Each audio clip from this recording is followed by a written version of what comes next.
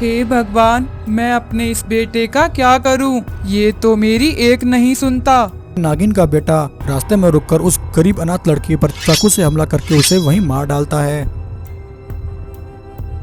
बहुत समय पहले जंगल में एक इच्छाधारी नागिन रहा करती थी। नागिन के पास बहुत सारा सोना था। वह नागिन सोने का व्यापार करती थी।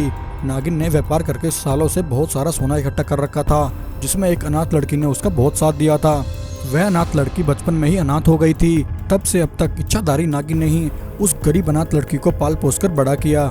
नागिन उस अनाथ लड़की से अपनी औलाद की तरह बहुत प्यार करती थी। वहीं दूसरी तरफ वह गरीब लड़की भी नागिन को अपनी माँ की तरह समझती थी और उसकी हर बात मानती थी। वह गरीब अनाथ लड़की बहुत होशियार, समझदार और बहादुर थी। नागिन का बस अब एक ही मकसद था, व्यापार से जो उसने धन दौलत इकट्ठा कर ली थी उस सारे खजाने को एक सुरक्षित स्थान पर पहुंचाना।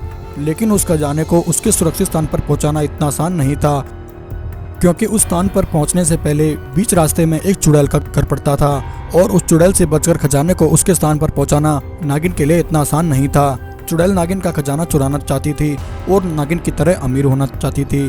एक दिन नागिन अपनी अनाथ बेटी से कहती है, सुनो बेटी, अब हमें हमारे कमाए हुए इस सारे खजाने को इसके सुरक्षित स्थान पर ले जाना होगा। लेकिन समझ नहीं आ रहा उस लालची चुड़ैल से बचकर हम इस खजाने को वहां तक कैसे पहुंचाएं। नागिन ये सब बोल ही रही थी कि तभी नागिन का बेटा वहां आता है। नागिन का बेटा बहुत घमंडी था। सुनो माँ, मैं ये काम कर सकता हूँ। मैं इस सारे खजाने को चुड़ैल से बचाकर उसके सुरक्षित स्थान पर ले जाऊंगा। नागिन कहती है, नहीं, तुम ये काम नहीं करोगे। तुम इतने होशियार नहीं हो। अगर चुड़ैल को नहीं भी पता होगा तो तुम्हारे जाने से उसको पता लग जाएगा और वह सारा खजाना तुमसे छीन लेगी। इस काम को सिर्फ मेरी बेटी ही कर सकती है। नागिन की बात सुनकर उसका बेटा बहुत गुस्से में आ जाता है। माँ, आपने आज तक हमेशा इस लड़की पर ही भरोसा किया है। तुम मेरी एक नहीं सुनती और मुझे हमेशा इस लड़की के सामने डरती रहती हो। मैं इस लड़की के साथ नहीं रहना चाहता, इसलिए मैं ये जंगल छोड़कर जा रहा हूँ। ऐसा कहकर नागिन का बेटा गुस्से में आकर वहां से चला जाता है। नागिन अपने बेटे का बर्ताव देखकर बहुत दुखी हो जाती है और रोने लगती है। हे भगवान, मैं अपने इस बेटे का क्या करूं? ये तो मेरी एक नहीं सुनता। लेकिन वहीं उन सब की ये सारी बातें वह लालची चुड़ैल सुन लेती है। हा हा हा हा हा हा। अरे वाह, यह तो बहुत अच्छा मौका है इस नागिन के बेटे को इसकी माँ के खिलाफ भड़काने का। नागिन, अब तू देख मैं क्या करती हूँ। उधर नागिन का बेटा गुस्से में आकर एक पेड़ के नीचे जाकर बैठ जाता है। तभी चुड़ैल वहां आती है। अरे बेटा, क्या हुआ? तुम यहाँ इस पेड़ के नीचे क्यों बैठे हो? तुम मुझे बहुत परेशान लग रहे हो, क्या हुआ? नागिन का बेटा कहता है, तुम कौन हो और यहाँ क्यों आई हो? मेरा दिमाग बहुत खराब है। तुम यहाँ से चली जाओ और मेरा दिमाग मत खाओ। अरे बेटा, शांत हो जाओ। मैं यहाँ तुम्हारी मदद करने के लिए आई हूँ। मुझे पता है तुम्हारी माँ तुम्हारे साथ सौतेला व्यवहार करती है। बेटा, थोड़ा सोचो। अगर तुम अपनी माँ की ही सुनती रहोगे तो ऐसे ही निकाल दिए जाओगे। तुम्हारी माँ उस अनाथ लड़की के सामने तुम्हें कुछ नहीं समझती। जब तुम गुस्से में अपनी माँ के पास से यहाँ चले आए थे तब मैंने तुम्हारी माँ और उसकी बातें सुनी थी। तुम्हारी माँ कह रही थी कि तुम इतने होशियार नहीं हो और वह उस अनाथ लड़की को सारा खजाना देकर उसे इस जंगल की रानी बना देगी।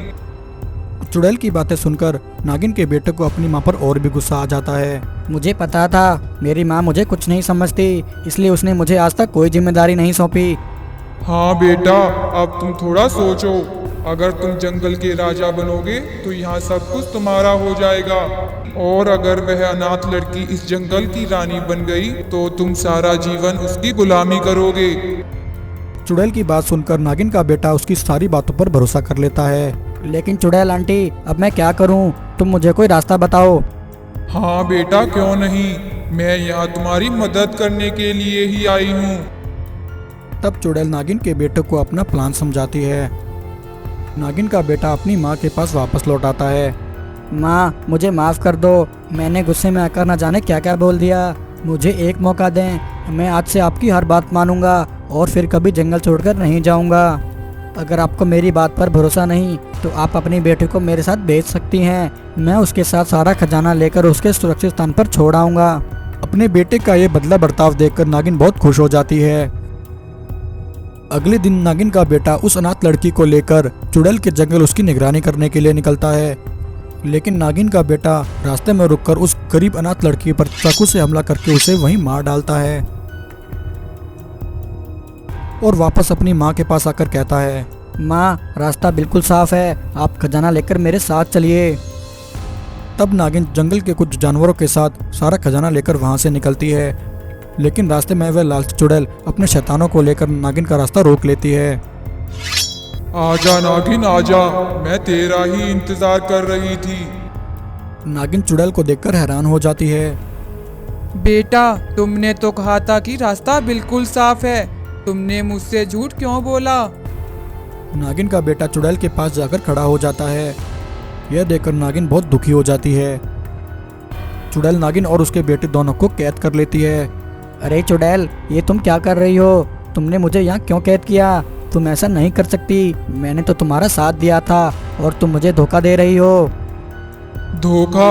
हा हा हा हा हा। अरे मूर्ख लड़के, धोखा तो तूने अपनी माँ को दिया है। तुझे क्या लगा मैं इस सारे खजाने को ऐसे ही छोड़ दूंगी? और जब तू अपनी माँ का ही नहीं हो सका तो मैं तेरी कैसे हो सकती हूँ? अब यह सारा खजाना मेरा है। चलो सैनिकों, सारा खजाना उठा लो और इन दोनों माँ बेटों को यही मरने दो।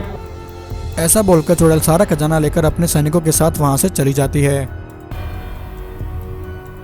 तभी जख्मी हालत में नागिन की बेटी वहां आती है और अपनी माँ और भाई को आज़ाद कर देती है। नागिन अपने दोनों बच्चों को अपनी शक्तियां देती है। फिर वह गरीब लड़की, नागिन और उसका बेटा मिलकर चुड़ैल को घेर लेते हैं और चुड़ैल पर हमला करके उसके शैतानों के साथ उसे वहीं जलाकर भस्म कर देते हैं। नागिन के बेटे को अपने किए पर बहुत पछतावा होता है। वह अपनी माँ नागिन और अपनी बहन से क्षमा मांगता है। नागिन उस खजाने को उसके सुरक्षित स्थान पर छोड़ आती है और अपने दोनों बच्चों के साथ हंसी खुशी जंगल में रहने लगती है।